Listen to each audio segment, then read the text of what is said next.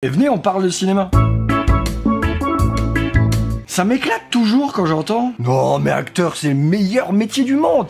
Mais c'est super facile, tu gagnes plein d'argent. Ou des trucs du genre « Oh le pauvre, il est fatigué !»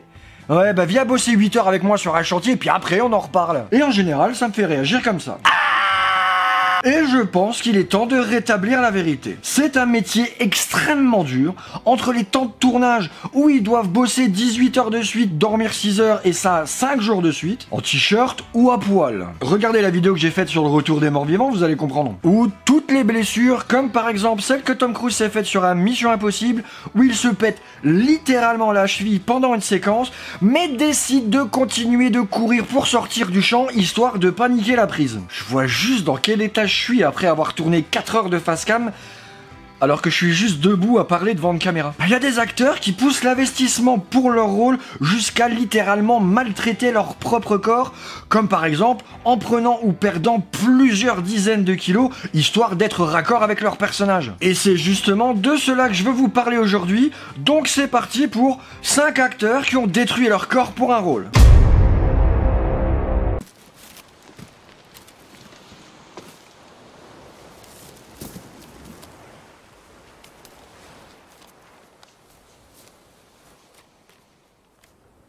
Happy birthday. The most beautiful thing in the world is, of course, the world itself. L'histoire nous raconte la vie de Chuck Noland, un cadre dynamique de la société de livraison FedEx. Alors qu'il est en plein voyage d'affaires, son avion fait face à une violente tempête et s'écrase en plein milieu de l'océan Pacifique. Chuck se retrouve alors seul survivant du crash, échoué sur une île déserte et isolée. Forcé de faire face à d'innombrables défis, Chuck doit apprendre à survivre dans un environnement hostile en utilisant les ressources limitées qui lui sont disponibles. Il tente de trouver de la nourriture, de l'eau et un abri, tout en luttant contre la solitude et l'angoisse de ne jamais être secouru. Seul au monde est un film américain sorti en 2000 et réalisé par Robert Zemeckis. Bon, Robert Zemeckis, j'en ai déjà parlé, je pense que tout le monde sait qui c'est. Retour vers le futur.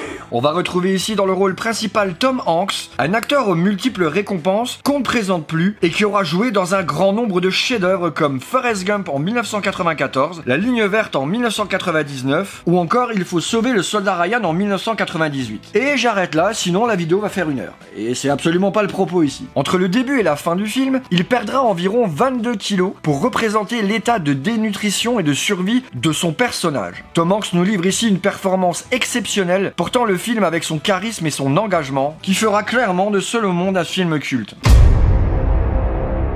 D'accord, mais tu comptes faire quoi côté boulot? Ben justement, je vais trouver un job, je me range, je rentre dans le droit chemin. À moi la vie professionnelle. La baraque, la caisse, la panoplie complète, tu vois le truc? Qu'est-ce que tu dis de ça?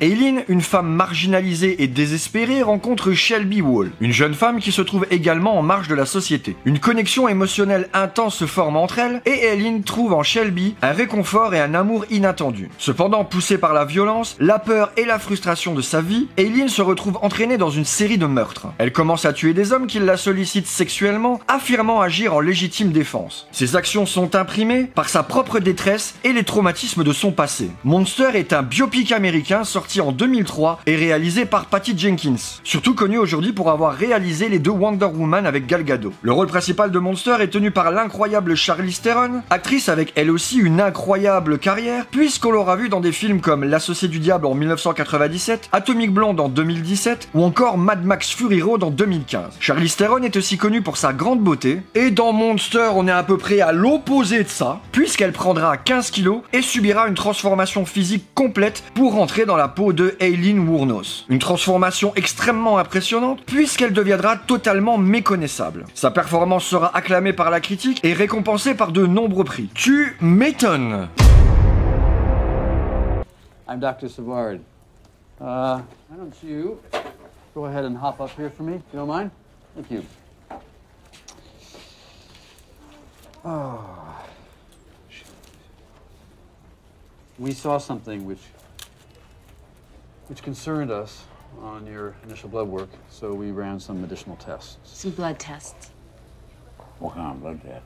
Ron Woodroof est un homme hétérosexuel et homophobe qui découvre qu'il est séropositif et atteint du virus du VIH. Face à un système médical qui refuse de lui donner le traitement nécessaire, Ron décide de prendre sa santé en main. Il se rend au Mexique où il découvre des médicaments alternatifs non approuvés par la FDA et non disponibles aux États-Unis. Il se procure ces médicaments et les ramène à Dallas pour les partager avec d'autres personnes séropositives dans une organisation qu'il a créée, le Dallas Buyer Club. Dallas Buyer Club est un biopic américain sorti en 2013 et réalisé par Jean-Marc Vallée, à qui on doit Crazy en 2005 ou Démolition en 2015. Pour Dallas Buyer Club, on aura une petite particularité, puisqu'il n'y aura pas un, mais deux grands acteurs qui subiront une grosse perte de poids pour leur personnage. Les deux rôles étant tenus par Matthew McConaughey, qu'on aura vu dans Ed TV en 1999, film auquel j'ai consacré l'épisode 2 de Sortie du culte. Donc allez voir ça. Ou l'incroyable Interstellar sorti en 2014 et Jared Leto. Je pourrais citer tous ces films tellement ce mec a fait de la folie furieuse. Mais on va juste citer Fight Club en 1999 ou Lord of War en 2005. Et il est aussi le chanteur de l'incroyable groupe de rock 30 Seconds to Mars.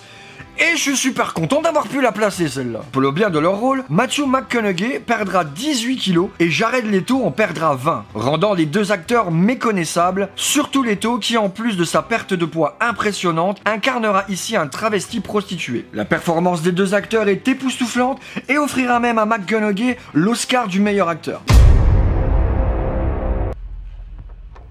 Personne ne peut avoir idée de ce qui se trafiquait là-bas, de ce que moi j'ai pu y voir.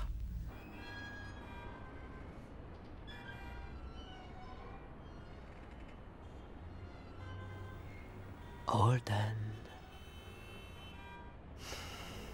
L'histoire se déroule à New York en décembre 1980 et s'inspire des événements réels entourant la mort de John Lennon. Le récit se concentre sur Mark David Chapman, un déséquilibré mental obsédé par le célèbre musicien. Le film suit les jours précédant l'assassinat de John Lennon, où Chapman, tourmenté par sa propre existence, est en proie à des démons intérieurs, devient de plus en plus fixé sur l'idée de tuer l'icône des Beatles. Il erre dans les rues de New York, écrivant frénétiquement dans son journal intime, cherchant un sens à sa vie. Chapitre 27 est un biopic américain sorti en 2007 et réalisé par J.P. Shaffer, dont l'incroyable filmographie longue de un film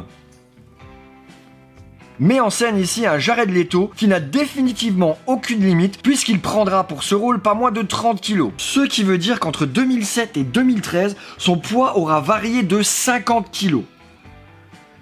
Si ça c'est pas de l'investissement personnel. À noter tout de même que Chapitre 27 est un film controversé en raison de sa représentation d'un événement tragique et de la manière dont il aborde le sujet délicat de l'assassinat de John Lennon. On aura d'un côté ceux qui trouvent que le film est intéressant en termes d'exploration psychologique, tandis que de l'autre on aura ceux qui considèrent le film inapproprié et insensible. Avant de passer au numéro 1 de cette liste, n'oubliez pas, abonnez-vous, le pouce bleu, le bouton rejoindre ou le Tipeee si vous avez envie de soutenir la chaîne. Pour ce film, c'était la première fois où j'avais réellement mal pendant un visionnage. Il y a des plans qui resteront gravés dans ma mémoire à tout jamais. Alors voici le numéro 1 de ce top.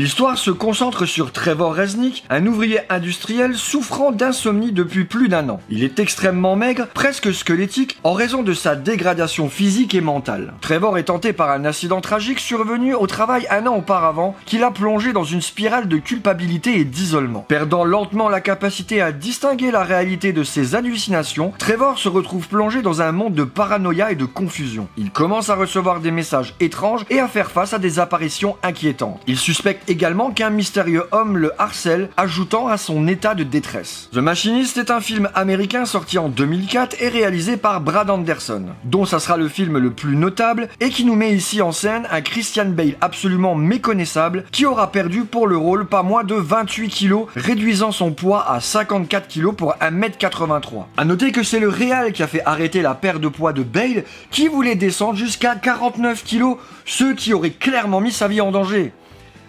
Oh, c'est facile le métier d'acteur! Christian Bale offrira ici une performance remarquable qui restera gravée dans les mémoires. Carrément! Si vous en êtes encore là à ce moment de la vidéo, je vous en remercie. N'oubliez pas, abonnement, pouce bleu, le bouton rejoindre ou le Tipeee si vous avez envie de soutenir la chaîne, et on se revoit bientôt. Ciao!